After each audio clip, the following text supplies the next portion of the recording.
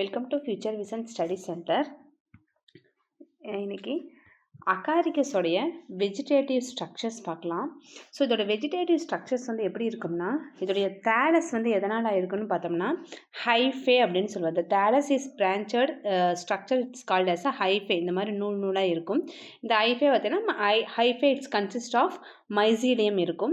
இந்த மைசீலியம் பார்த்தீங்கன்னா 3 types of mycelium இருக்குது. என்னென்னா primary mycelium, secondary mycelium and டெர்ஸ்டரி mycelium. So நார்மலாக வந்து இந்த பிரைமரி மைசீலியம் எங்கேருந்து டெவலப் ஆகும் அப்படின்னு பார்த்தீங்கன்னா ஜெர்மினேஷன் ஆஃப் பெசிடியோஸ்போர்ஸ் வந்து டெவலப் ஆகும்போது இந்த பிரைமரி மைசீலியம் வந்து டெவலப் ஆகும்.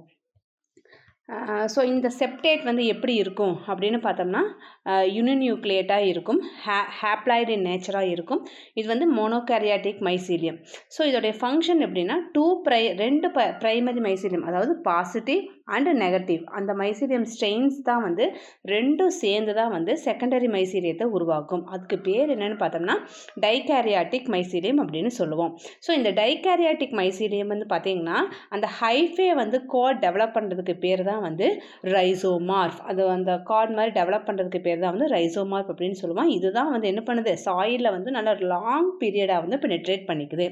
இதே தேர்ஸ்டரி மைசீலியம் அப்படின்னு பார்த்தோம்னா ஃப்ரூட்டிங் பாடி, அந்த பெசிடியோ கார்ப்பை ப்ரொடியூஸ் பண்ணுறது தான் வந்து ஃப்ரூட்டிங் பாடியை வந்து ப்ரொடியூஸ் பண்ணுது. ஸோ ஒவ்வொரு செல்லுமே அந்த ஹைஃபேவில் பார்த்தீங்கன்னா அந்த cell wall it's made up of the chitin.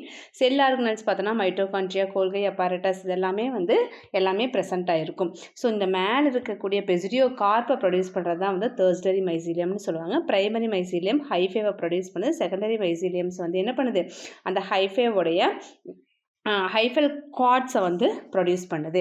So இதோட ஸ்ட்ரக்சர் ஆஃப் ஸ்ட்ரிப், இது ஸ்ட்ரிப் அப்படிங்கிறது என்னென்னா இதுதான் அதோடைய ஸ்ட்ரக்சர் ஆஃப் ஸ்ட்ரிப். இந்த ஸ்ட்ரிப்பு வந்து எப்படி இருக்குது அப்படின்னு பார்த்தோம்னா, ஸோ இந்த ஸ்ட்ரிப்ஸ் பார்த்திங்கன்னா ஜென்ரலாக பார்த்திங்கன்னா 2 ரீஜியனால் ஆயிருக்கு. அவுட்டரில் கார்டெக்ஸ் இருக்கும், இன்னரில் வந்து மெடுலா இருக்கும். ஸோ அவுட்டர் கார்டெக்ஸ் அப்படின்னு பார்த்தீங்கன்னா it's arrange in the interwoven hyphae. Interwoven hyphaes மாதிரி இந்த மாதிரி அரேஞ்ச் ஆகிருக்கும். உள்ள சைடில் பார்த்தோம்னா இன்னர் மெடுலாவை நம்ம என்னென்னு சொல்லுவோம்னா ட்ராமா அப்படின்னு சொல்லுவோம்.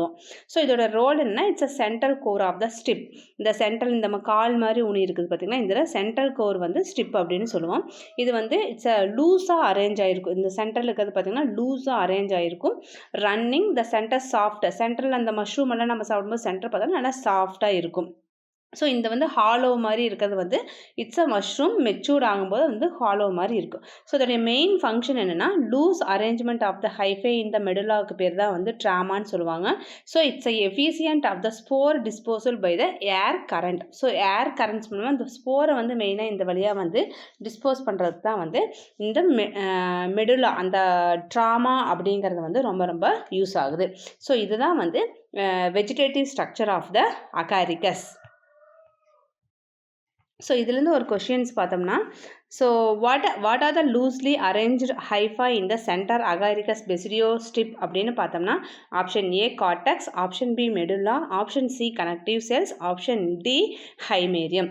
ஸோ இது கரெக்ட் ஆன்சர் எப்படின்னு பார்த்தீங்கன்னா option B medulla is the correct answer. So இது வந்து லாஸ்ட் டிஆர்பி கொஷினில் டெட்டில் கேட்ட கொஷின். தேங்க்யூ.